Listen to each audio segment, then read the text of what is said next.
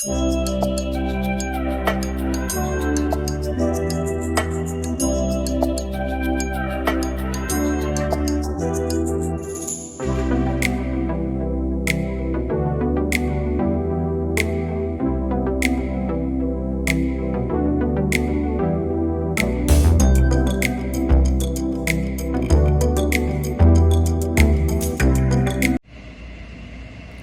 right, so we're starting off Friday with a bang. So got some good dumb luck.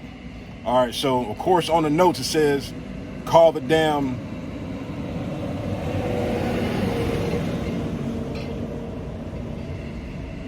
customer before you arrive for directions, this, that, and other, blah, blah, blah.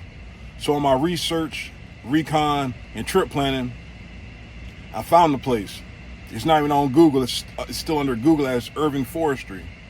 So put two and two together, look on there, check the reviews, and check where I'm going. You just follow the signs. There was parking on the street. It was like a big shoulder. So they have a gate. There's parking inside the facility, but they lock the gate at night whenever time they leave. I guess probably about 5 or 6 o'clock at night. All right, so got up. The hours were like, I think 8 to something, but I called at 7. I seen another flatbed pull in. But I didn't see him. I got up, I looked around, so oh snap, where did he go? So put it in Google, follow the road all the way to the back of the building, and keep following the signs for the shipper. For the consignee. Keep going. Still don't see nothing. Just keep following the signs. So when you're unsure of an area that you've never been before, pull off in a safe area and walk the layout instead of driving and get stuck somewhere. So all I did was got out my truck, park. Walk probably about 50 yards. Like, oh snap, there's the truck. So by the time I'm walking back to the truck, another flatbed pull up. Bam. The silver Freightliner. No, it was International. Backed up, pulled in, got behind her. But they started at 8 o'clock. My appointment's for 10. So she been here before, the other flatbedder. Truck buddy was like, yeah, I deliver earlier in the week. They're fast, they don't go by appointment. Cool. So started taking my stuff off. She started doing her strategy, ran back and helped me do my tarp right quick, I said, no questions asked. That's kind of stuff, just pay it forward. She's like, oh yeah, people always help me when I'm here, so I'm just trying to, return the favor. I got you, I appreciate it, So fold my tarps up, and everybody, the 3 trucks that were here got unloaded within 30 minutes. They started at 8 o'clock, and all 3 trucks was unloaded by 8:30. Well, actually probably before that, because I forgot to go check in and get my paperwork signed off. But so now I'm waiting on a load. So me parking up last night, because something just told me, it's like, man, I think they got parking. I'm gonna chance it. And I'm glad I did, because right there at the 475-75 split is that rest area. There wasn't any parking, so I parked right there on the on-ramp. I just double checked to see the address and everything for, of course, today. But when I pulled up, I started going through Google and started doing a little street view. So, oh snap, man, they got a big old dirt shoulder that a whole bunch of trucks are on. All right, and they got 2 gates. They got a west gate and an east gate. But on the street view, you can't see it. So I guess it's an old picture. But as of now, the east gate, of course, is for visitors and cars. The west gate, it says all truck traffic. You can't miss it. It's a big old sign that says all truck traffic. So go through there, bam. So like I said, now I'm just waiting. So I'm just glad that instead of being 3 hours behind, I'm on schedule. I'll just leave it at that. Hopefully I'll be dispatched. I'll leave it at that. So should be towards the top of the board. I might not be first, but of course, needing directional freight into Florida. Hopefully I don't get the shaft for Monday. Pause. But what can you do? But yeah, I'm really glad that I parked up, man. It just, shoot, man, like I said, because if not, I could have left, probably left around about 7:30, probably 7, because I was 21 miles away, and it would have been all of about 45 minutes to get here. So then I would have got here around about 8, got unloaded, and then my clock will be running right now. So that's like I said, the 2 days you should always park up. It's Sunday and Thursday if you don't park up any other day, and that's why I parked up Thursday night. So I'm gonna get some breakfast, and I'm going to wait for the nonsense that's to come. Okay, so I drove 120 miles to Fortson, Georgia, damn near Alabama, for Monday delivery to go to Richmond Hills, Georgia. It's like 111 miles, 112 miles from the house. Load is $800, basically. It's going to a job site. Now, my truck buddy that just pulled up, all right, I kind of know what happened. I'm going to assume I'm right. All right, so the funny thing is, he stays in Atlanta, I stay in Jacksonville. I've got the Georgia load, and he's got the Florida load. All right, but I'm pretty sure my fleet manager grabbed the one that paid the most, if I was a betting man. This type one of them things, if you have 2 loads, reach out to your driver and ask them. Me personally, I don't ever talk to my fleet manager. I just think he used his best discretion. All right, but if you got 2 loads like that, if I'm empty first thing in the morning, say, hey, I've got a load, it delivers there in Jacksonville or around that area. It pays this amount of money. Do you want this one, or do you want the one that goes to Georgia that pays this amount of money? And I'm pretty sure it was a 60-40 chance I probably would have took the Jacksonville load because I'm right there. And there's a better chance of me getting something loaded out of there. It would have been a crappy load, but I would have had a longer weekend, in theory. That's just me looking at the glass half full, half empty, whatever the case might be, but I'll never know. So, but yeah, I'm going to a job site, 112 miles away from the house. So I'll probably get a late start Sunday. I'll leave out late Sunday night, and I'll drive up there. I should be able to drive up there and park up. It says no parking, but I did my Google search, and we'll go from there. Should be all right. But I'm just tired of complaining, tired of fussing. I guess it just sounds good to vent to somebody. I know out of the 3,000 subscribers, I know somebody's listening, and I appreciate every last one of y'all. We'll see you on the next one.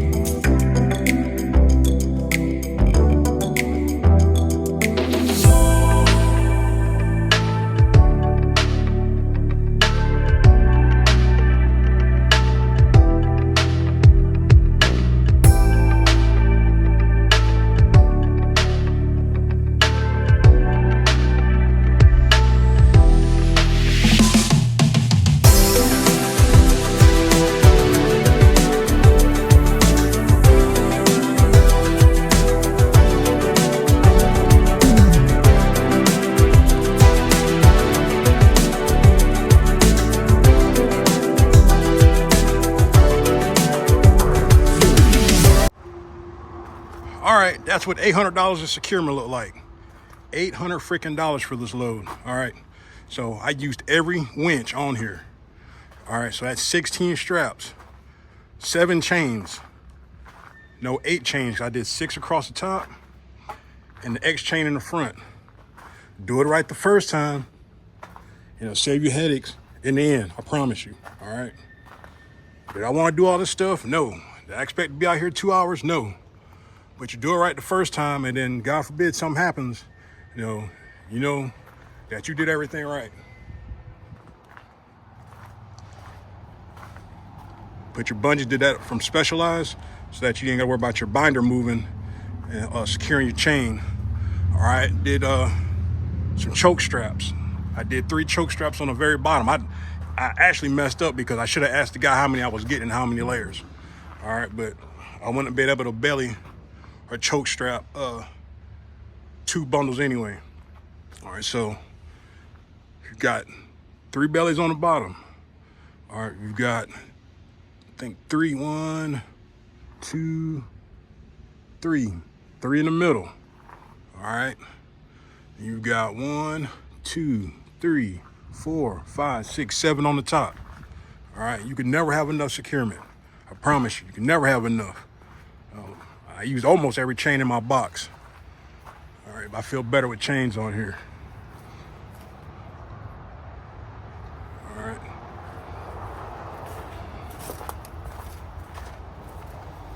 Had to double check the guy because, as you can see, it's about 2 feet. All right. If I wouldn't have said nothing, he had it out to here. I'm like, come on, dude. Like, you're the captain of the ship. If it don't look right, say something. All right. So that's not too bad. It's about 2 feet of overhang.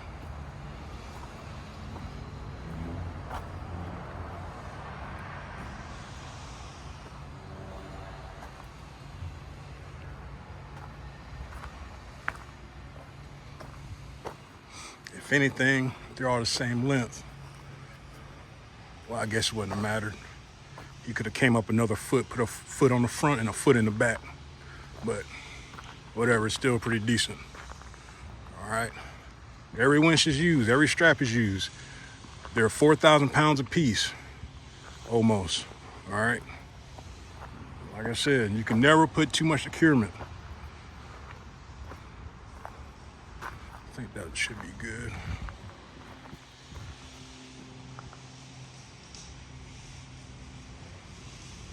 Everything's tight. Like I said, all the chains are over the top. I didn't belly chain. Like I said, I should have said something, asked him before he got started, and just could have put 3 belly chains in the middle.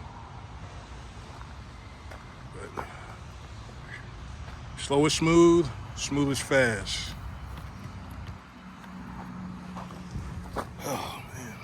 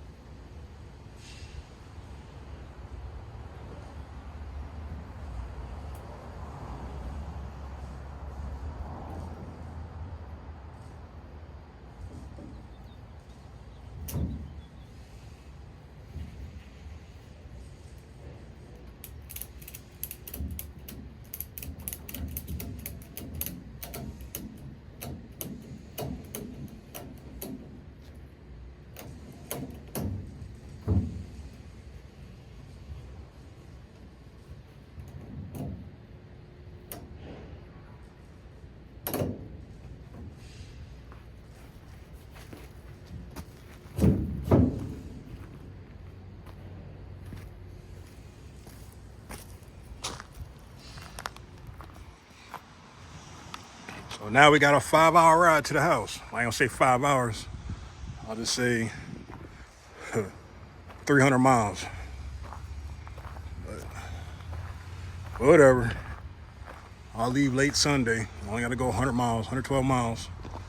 Like I said, that's the reason why I got this load here, because one had to go that far and I should, in theory, get a better reload instead of hitting that load out of going to Fort Pierce like my truck buddy.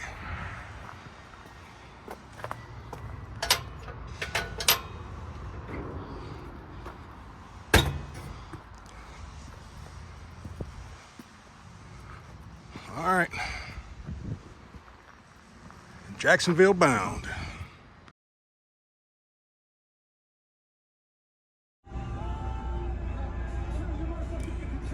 Finally made it home. It's 9 o'clock. It's time for some adult beverages and some adult activities. Enjoy your weekend, truck buddies. Airborne Trucker signing off.